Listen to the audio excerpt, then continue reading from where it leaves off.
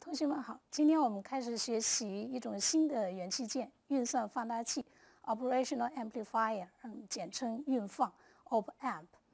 那运算放大器呢，和我们以前学过的电阻、电感、电容不一样，它是一种多端元件，而且是一种有源元件和集成元件。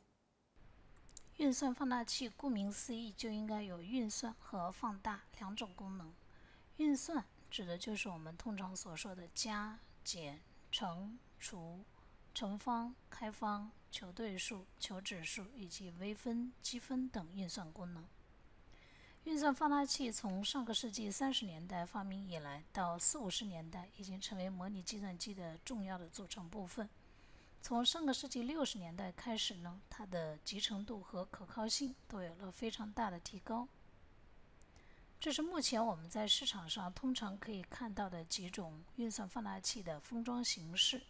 这是双列直插式，这是小外形封装，这是长外形封装。这是一个采用双列直插式封装的运算放大器的集成芯片。大家可以看到，这里面集成了4个运放，它们共用电源和地，体现了很高的集成度。运算放大器的内部电路实际上是非常复杂的。大家可以看到，这是一个典型的运算放大器的内部电路，这里面含有大量的3极管，还有电阻、电容等元件。那在我们这门课程里头，并不要求大家掌握运算放大器内部电路它到底是如何工作的，我们只要求大家掌握运算放大器的外特性。所谓运算放大器的外特性，就是运算放大器与外部电路相连的那些端钮上所呈现出来的性质。那么这些端钮主要有反向输入端、同向输入端、供电端以及输出端。大家可以看到，这个运放它是双电源供电的，要提供正负2个工作电源。事实上，还有很多运放是单电源供电的。在我们的电路分析当中呢，通常用这样一个电路符号来表示运放，与实际运放的接线端相对应。那么在这个电路符号当中，也有反向输入端 A、同向输入端 B、输出端 O、供电端 VCC 以及接地端。在运放的这个电路符号当中，我们可以看到还有一个三角形，这个符号表明信号在运放的内部是单向流通的，它只能够从输入流向输出，而不能够反向流动。A 我们称之为运算放大器的开环电压增益。那一般运算放大器的开环电压增益是一个比较大的值，大概在10的5次方到10的8次方这样一个数量级。为了简便起见呢，我们通常还可以对这个电路符号做进一步的简化，变成这个样子。也就是说，把它的接地端和供电端也给省略掉。那么对于这个电路符号，我们请大家思考一下，可不可以对它的反向输入端、同向输入端以及输出端做一个广义的 KCL？ 结论显然是不可以，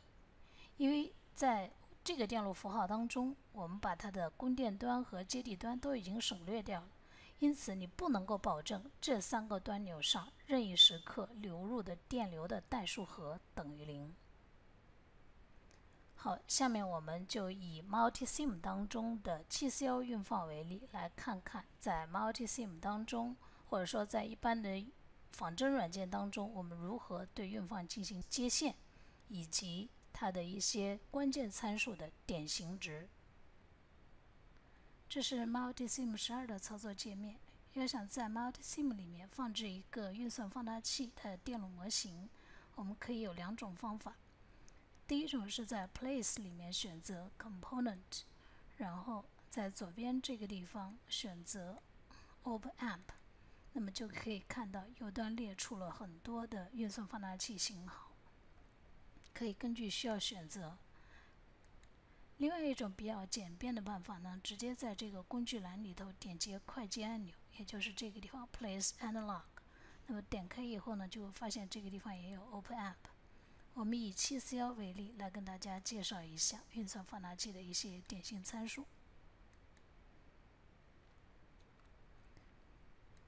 可以看到，这是一个7端的电路模型，也就是说跟 Y 电路有7个端钮相连。那其中有3个端钮呢比较清楚了，第一个是它的同向输入端，一个是它的反向输入端，还有一个是输出端。那其他4个管角都是做什么用的呢？我们可以双击它，打开看一下它的电路模型参数是什么。在这个里面，首先看一下 Edit Footprint， 也就是说看一下它的管角。我们会看到同向输入端就是刚才说的管角3，而反向输入端呢就是刚才说管角2。管角4，大家可以看到这个地方是写了一个 S-， 表明是提供负的工作电源 Power Supply 的意思。而管角7呢是提供正的工作电源 S 正，6指的是 Out。而管角5和管角1呢是运算放大器内部用来做平衡用的。一般来讲，我们把这2个管角空置，不需要接任何东西。这样子的话，我们要想让这个运放在电路中正常工作，就必须在管角4和管角7上面接上正确的工作电源。我们刚才已经看到，管角4呢是接负的工作电源，而管角7是接正的工作电源。那这个工作电源到底应该接几伏呢？我们同样可以看一下它的参数。那这个时候呢，我们需要看一下 Edit Model， 看一下里面的一些关键参数。可以看到，运算放大器有非常多的参数，但事实上我们关心的呢，只是上面开始的这几个。我们挨个来分析一下。VCC 等于15，就是指的它的正的工作电源是15伏，而负的工作电源呢，则是负的15伏，这是2个工作电源。还有一个 A 等于20万，这是运算放大器的开环电压增益，而 I 是运算放大器的输入电阻，这儿给出来的点心值是2个兆欧。而 RO 呢是运算放大器的输出电阻，这儿给出来的点心值是75欧。再看下一行，这儿的 VSW 正是等于14，而 VSW 负呢是等于负14。VSW 是 Voltage Swing 的简写，表明这是运算放大器的饱和电压，也就是说741这一型号的运算放大器，它的饱和输出电压呢最大是正负14伏，比它的工作电压是正负15伏呢要略低。这就是我们一般使用或者购置运放需要关心的一些关键的参数。其实还有另外的一些参数，譬如说像 CMMR， 也就是它的共膜抑制比啦，以及其他的一些参数。那同学们暂时不需要了解那么多，在后续的模拟电子电路课程当中呢会学习到。在这儿提醒大家，还有一个参数 SR 等于 0.5。SR 指的是 Slew Rate， 它的单位呢是伏每缪秒，也就是说每个微秒里面电压的最大变化量。那这个参数实际上是表示运算放大器的输出能够以多快的速度跟踪运算放大器的输入。这也就是我们说运算放大器一般来讲通常只用于直流或者低频交流电路当中，如果用在高频电路当中的话，就需要选择特定的高频运放，否则输出就有可能会发生畸变，或者说完全得不到正确的输出。好，下面我们就来看一下如何给这个741运放接上正确的工作电源。我们已经知道2个工作电源值呢分别是正负15伏，因此给它一个 DC power 是放在这个地方，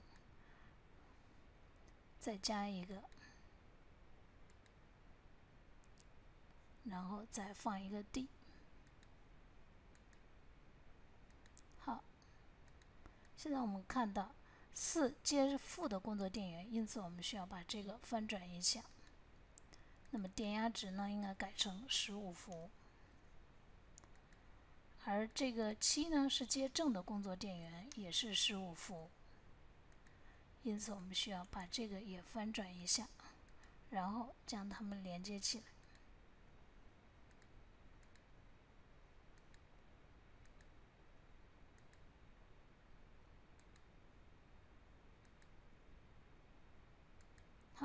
这样子就实现了对运放的正确供电。那么其他的外电路呢，再按照实际电路中的结构去接线就可以了。管角1和5一般我们把它悬空。注意一下，这个地方千万不可以说把这两个15伏的这边的负极性端和这边的正极性端直接接在一起，不加中间的接地端。那样的话，只是说现在它的7管角和4管角之间的电压差是30伏，并不能保证7管角上给的供电电压是正15，而4管角上是负15。这一点大家在仿真的时候注意一下。